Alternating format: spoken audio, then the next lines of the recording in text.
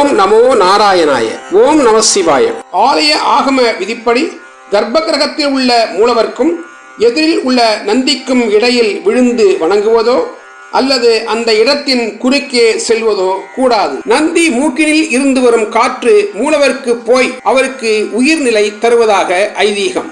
இதனால்தான் மூலவரின் வகுற்று பகுதியான தொப்புள் பாகத்தை உயிர்நிலையாக கொண்டு அந்த இடமட்டத்தின் நேராக நந்தியின் மூக்கு அமையும் வண்ணம் ஆலயங்களில் நந்தி அமைக்கப்பட்டுள்ளது. இந்த மூச்சுக்காற்று தடைபடாமல் செல்வதற்குத்தான் நந்திக்கும் சிவபெருமானுக்கும் குறுக்கே போகக்கூடாது என்றும் நின்று வணங்குவதோ வீழ்ந்து வணங்குவதோ கூடாது என்றும் கூறப்படுகிறது. சந்நிதியை மறைக்காமல் அகன்று நிற்பது என்ற பழக்கம் பின்னால் நிற்பவருக்கு தரிசனம் கிடைக்க வேண்டும் என்பதுடன் நந்திக்கும் சிவபெருமானுக்கும் குறுக்கே நிற்கக்கூடாது என்பதற்காகவும் ஏற்பட்டது. பின்னர் நந்தி தேவனை வணங்கி உள் செல்ல வேண்டும். தொடர்வோம். நாராயண நாராயண.